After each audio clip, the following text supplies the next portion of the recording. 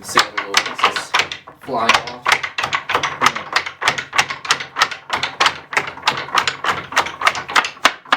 That's the inside bits coming out.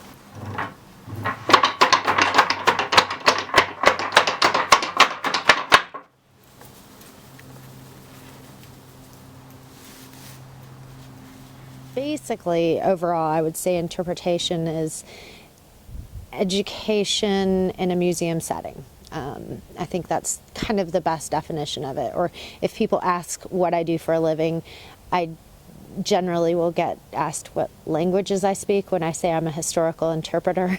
And that just means, often I'll just say, well, I speak history. I will help define certain elements of history for people in a way that makes it easier for them to understand. I think that's kind of the best working definition for it. I speak history, and so do other interpreters. I'd say my job is sort of a conglomeration of reproducing historical actions, clothing, tasks, chores, etc., while talking to visitors about it and engaging them in a more tactile way with the past. I found that people tend to identify more with things they can touch, they can feel, they can see, and they can do, more so than reading from a book. Interpreting as a job would actually be trying to get people to understand what it would be like in a different time period. Most of that would be through actually experiencing some hands-on things of that time period, and being able to experience it will give them a better idea and something that they're going to remember for a while too. There are varying forms of interpretation, of course.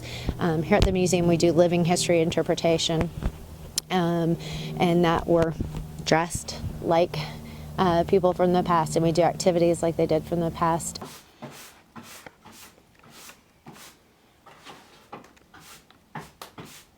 When we put the strings on, it's called warping the loom. And usually we have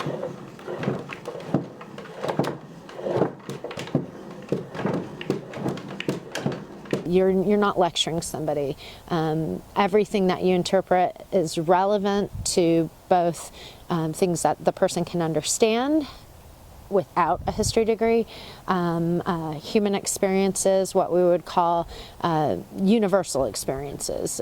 Everybody falls in love. Everybody, has certain key experiences that go past time and place and stuff like that. And then one of your overall goals as an interpreter should be to make someone think about what you've said, and that interpretation can be provoking, and not provoking in a bad way, but provoking you to learn more about the subject. You have to read a lot. You have to be able to, you can't remember I mentioned it before, you can't remember everything. You can't possibly know everything, but to be well read, not only in general histories, but I know a lot of people, they have a specific interest that they have, maybe on a particular exhibit or on all the exhibits. And when they have that, then when they have a genuine interest, then they really, they can really communicate it. I think historical interpretation is very important. There's a dimension that this type of thing has, that a video, that a book, that a field trip to some historical house where you can't walk into a room. This place just gives you so much more than that. Turned out terrible. Kind of dense. Well, I had forgotten to put yeast in it before. That's a bad thing. Once I got into it, I could see that with the proper questions and conversation, you could start to help people to think beyond their own circumstance. And that's very rewarding to watch people start to put things together that maybe in ways that they hadn't even considered before. I love it when people ask really complex questions to me, because they come in here to the German house and look around, and most people will ask, what's this? What's that in the actual house? But my favorite is when people can kind of look beyond the house and ask about bigger political, economic, issues that were happening in the 1700s Germany, not just coming in and being impressed with the house itself, but kind of asking what this house symbolizes in bigger picture life. I just want to be able to make people more curious about the past. I want people to be able to go and, you know, drive home, if they drive past an old house, be like, oh, that kind of looks like the 1850s house. Or, you know, I've had a lot of people come who visited Jamestown, and they'll come to this house and be like, oh, this looks kind of like Jamestown.